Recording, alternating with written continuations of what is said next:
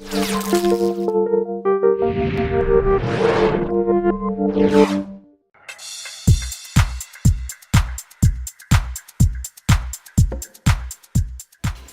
acuerdo con la información de la tabla que está en la pantalla, podemos establecer las siguientes relaciones lógicas entre la producción, el costo y los beneficios. Primero, cuando el producto marginal de cada trabajador que cada trabajador agrega a la producción va aumentando, al compararlo con el trabajador anterior, el producto medio aumenta. Al mismo tiempo, el costo por unidad baja y se genera una mayor ganancia, lo cual incentiva a la inversión y al crecimiento empresarial. Cuando el producto marginal que cada trabajador agrega a la producción disminuye al compararlo con el anterior, disminuye el producto medio y el costo por unidad producida aumenta. Así se disminuye la ganancia por unidad, lo cual desincentiva la inversión y el crecimiento empresarial. Lo tercero es que el empresario racionalmente debe buscar su mayor productividad, es decir, que cada trabajador en promedio produzca más al menor costo. Es decir, que cada unidad que se produce cueste cada vez menos y aumente la utilidad.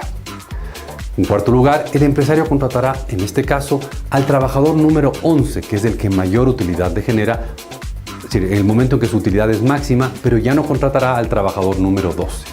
Lo anterior significa que, mientras no cambien las condiciones económicas, solo producirá 120 unidades, resolviendo esa pregunta tan central de cuánto producir y al mismo tiempo logrando maximizar sus beneficios.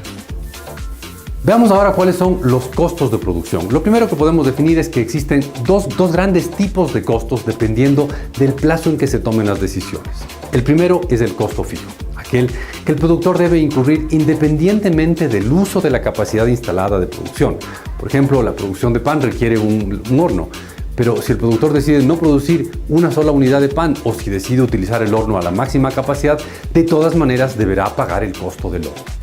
Luego está el costo variable, que como su nombre lo dice, es aquel que se encuentra en relación directa con la cantidad producida, es aquel que varía cuando la producción varía. Y la decisión de no producir en algún momento implica que el costo variable será igual a cero. Por ejemplo, la producción de pan requiere harina de trigo, aceite, huevos, leche, sal, azúcar, levadura. A medida que se incremente el número de unidades a producir, aumenta también la cantidad de insumos y obviamente de trabajadores necesarios para el proceso. Por lo tanto, esos son costos variables de producción. De tal manera que el costo total se calcula mediante la suma de los costos fijos y los costos variables. Como ustedes ven, CT es igual a CF más CB pequeña.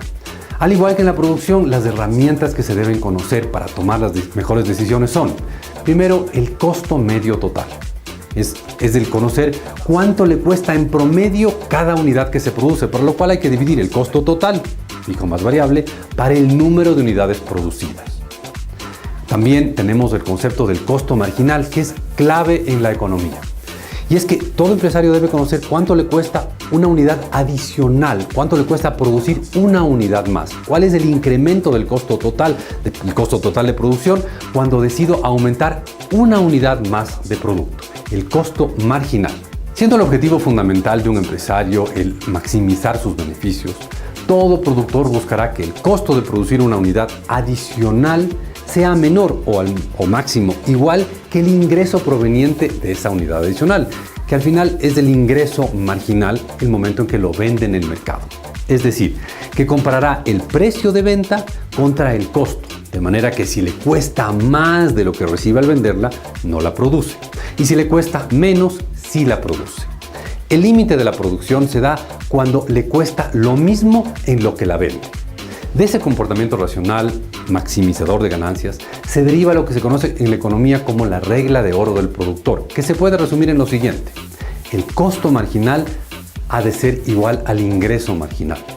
En la tabla en la pantalla podemos observar que en medida en que aumenta la producción en una unidad y el costo marginal disminuye, siendo el ingreso marginal, el precio de la unidad constante, se obtiene una mayor utilidad. Pero al aumentar la producción hay un momento en que el costo marginal supera el ingreso marginal, que es el precio, y la utilidad empieza a disminuir. Es decir, que la utilidad se maximiza cuando justamente el costo marginal se hace igual al ingreso marginal en la unidad de producción.